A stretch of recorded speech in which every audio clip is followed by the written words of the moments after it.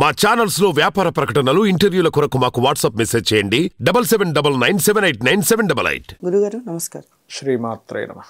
గురుగారు, సాధారణంగా ప్రతి మాసంలో ఏకాదశి అనగానే మనం చాలా విశిష్టంగా చెప్పుకుంటూ ఉంటాం ఏకాదశి గురించి. మరి పుష్యమాసంలో ఏకాదశికి ఏమైనా విశిష్టత ఉందా? అంటే ప్రతి నెలలో 2 సార్లు వస్తుంది ఏకాదశి. ఈ 2 సార్లు మనకి శాస్త్రాల్లో చెప్పినటువంటిది ఏంటంటే ఉపవసించాలి, ఉపవాసం చేయాలి అంటారు. ఉపవాసానికి చాలామంది చాలా చాలా అర్థాలు చెప్పారు. ఉపవాసం అంటే కేవలం భగవంతుడి దగ్గరలో ఉండడం అని, తినకుండా ఉండడం కాదని అంటారు. కానీ అది కూడా అర్థం ఉంది. మనకి శాస్త్రాల్లో చాలా స్పష్టంగా 8 యామములు అంటే ఒక యామం ఈజ్ ఈక్వల్ టు 3 hours, 8 3 24, 24 గంటల సేపు మనం మీకు శక్తి ఉంది అంటే ఆరోగ్యంగా ఉన్నారు ఉండొచ్చు ఏమీ తినకుండా, లేదంటే కొంచెం సేపే ఉండగలను నేను, ఒక మధ్యాహ్నం వరకు ఉండగలను, సాయంత్రం వరకు ఉండగలను, 24 hours నేను ఉండలేను అనుకునేటువంటి వారు ఏదైనా పాలు లాంటివి కూడా తీసుకోవచ్చు. ఇంకొంతమంది చిన్నపిల్లలు ఉంటారు, వాళ్ళు ఉండాల్సిన అవసరం లేదు. చిన్నపిల్లలకి వాళ్ళు ఉండమంటే ఎక్కడ ఉంటారు, వాళ్ళకి ధ్యాస కుదరదు. అదేవిధంగా అనారోగ్యంతో ఉన్నటువంటి వారు, స్త్రీలకి ఇది వర్తించదు, గుర్తుపెట్టుకోండి. వాళ్ళు కంపల్సరీ ఉండాలని రూల్ ఏం లేదు. వాళ్ళకి ఆరోగ్యం సహకరించింది, నాకు భక్తి ఉంది అంటే చేయాలి. ఎందుకు అంటే చెప్తాను చూడండి.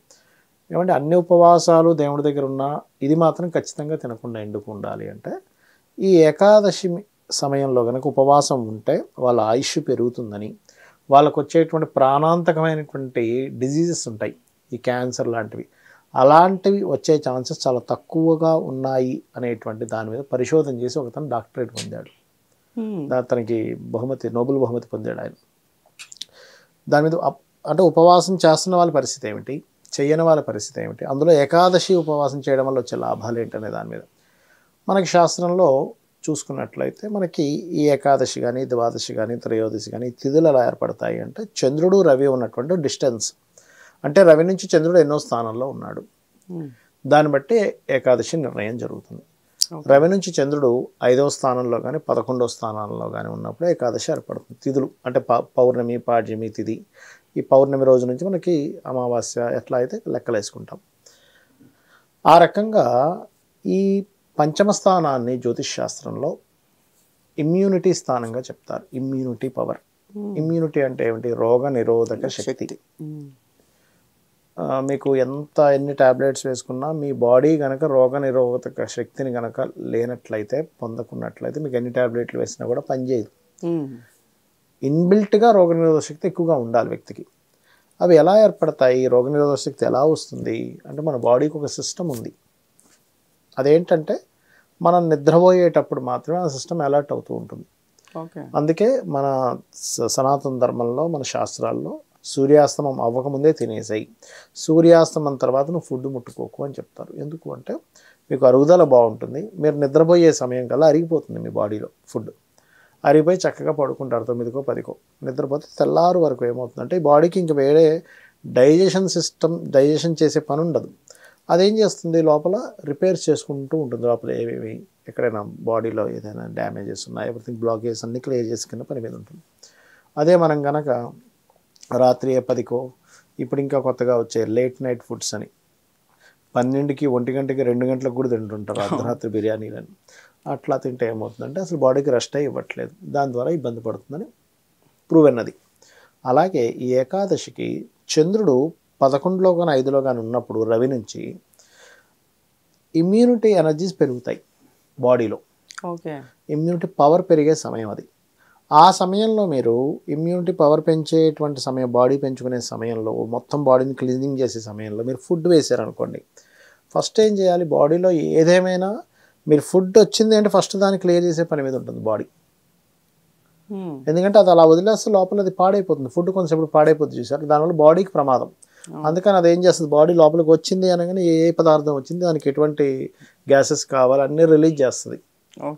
దీనివల్ల ఏంటి నష్టం, ఇది పనికిరాంది అయితే బయటికి పంపించే ఏర్పాటు కూడా చేస్తుంది, వామిటింగ్ చేయించేస్తుంది.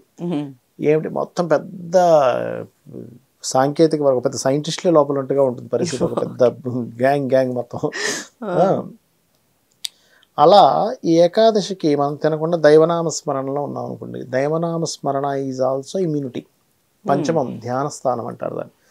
ఈ ధ్యానం అంటే భగవంతుడి కోసమే నేను ఈ పని చేస్తున్నా ఈరోజు అంటే, ఆ రోజు మీరు వీలైన మీకు ఖాళీ ఉంది అంటే పూజ గదిలో చక్కగా దైవనామస్మరణతో ధ్యానంలోనే పూజలోనే ఉండాలి. లేదంటే నాకు కుదరదు, మా ఆఫీస్ వాళ్ళు లీవ్ ఇవ్వరు నాకు అనుకుంటే మీరు ఆఫీస్కి వెళ్ళిపోయి ఆ రోజు చేసే ప్రతి పని కూడా విష్ణువుకి సమర్పిస్తున్నట్టుగా, విష్ణువు కోసం చేస్తున్నట్టుగా చేయాలి. అప్పుడు ఏమవుతుందంటే విష్ణువుకి సమర్పించేసారు, ఆ రోజంతా మీ డే అంతా విష్ణువుకి సమర్పించినట్టుగా అయిపోయింది. శక్తి ఉంది, ఉపవాసం ఉండగలిగారు. నెక్స్ట్ డే ద్వాదశి రోజు అంటే ఈ ఏకాదశి ఉన్నప్పుడు ద్వాదశితో కూడిన ఏకాదశి అయి ఉండాలండి ఎప్పుడైనా. ఓకే. దశమితో కూడిన ఏకాదశి పనికిరాదు, ద్వాదశితో కూడిన ఏకాదశి అంటే ఈరోజు సూర్యోదయం నుంచి రేపు సూర్యోదయం లోపల మీకు ద్వాదశి కూడా వచ్చి ఉండాలి అప్పట్లోపల ఏకాదశితో పాటు. ఒక్కోసారి నైట్కి వస్తుంది, సాయంత్రంకి వస్తుంది, ఎర్లీ మార్నింగ్ వస్తుంది. సూర్యోదయం లోపల వచ్చుంటే ఆ ఏకాదశి మీకు మంచిది.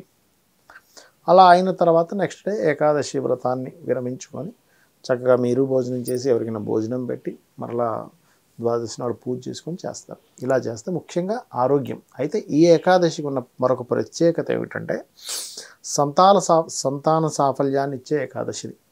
ఎవరికైనా సంతానం కలగట్లేదు అనుకోండి, ఈ ఏకాదశి చేయడం ద్వారా సంతానం కలుగుతుంది. కొంతమందికి శత్రుత్వాలు ఉంటాయి, శత్రుత్వం తగ్గుతుంది, అప్పులు తగ్గిస్తుంది, అంటే రుణ రోగ శత్రు బాధల్ని తగ్గిస్తుంది. సంతానం లేకుండా బాధపడుతుండేటువంటి వారికి సంతాన అభివృద్ధిని, కుటుంబాభివృద్ధిని ఇస్తుంది. ఓకే. అండ్ అదేవిధంగా రోగాలను తగ్గిస్తుంది. రుణము రోగము శత్రుత్వం తగ్గుతుంది, ఇంతకంటే ఏం కావాలి. కాబట్టి ఈ ఏకాదశి ఇంకా ప్రాముఖ్యతను సంతరించుకుంటుంది. అయితే గురుగారు మీరు చెప్పారు ఏకాదశి ద్వాదశి కలిపి ఉన్నది ఉండాలి అని చెప్పేసి, అయితే ఉపవాస విరమణ చేయాలి అంటే ఎలా? ద్వాదశి ఉండాలి, ద్వాదశి ఉండాలి. అంటే దానికి సంబంధించి పూజ ఉండి ఆహారం తీసుకోవాలి. నిత్యము చేసే పూజలాగే చేస్తాం. విష్ణు సహస్రనామాలు చదువుతాం, లలితా సహస్రనామాలు చదువుతాం, భగవంతుడికి ఏదైనా ప్రసాదం చేసి నివేదిస్తాము. దాని తర్వాత అందులోంచి కొంత తీసుకొని భగవత్ ప్రసాదంగా తీసుకొని స్వామి నీ కోసమే ఉండగలిగాను. ఎందుకు ఉపవాసం ఉండాలి? శరీరంతో చేసినటువంటి కొన్ని తప్పులు ఉంటాయి. మనం ఎవరిని కొడతాం, ఎవరినేదో అంటాం శరీరంతో, ఆ శారీరకంగా చేసినటువంటి దోషములు ఉపవాసం ద్వారా పోతాయి. అందులో రోగం అనుకోండి, ఇంకేదైనా అనుకోండి. గురుగారు ఏకాదశి ఉపవాసం ఉన్నప్పుడు ఎవరికన్నా భోజనం పెట్టాలి అని చెప్పేసి అన్నారు. ఆ టైంకి మనకి ఎవరైనా అతిథులు దొరకచ్చు, దొరకకపోవచ్చు. మరి అప్పుడు ఏంటి చేయాలి? అప్పుడు మీరు ఏం చేయాలంటే అమ్మ స్వయం పాకము అంటారు.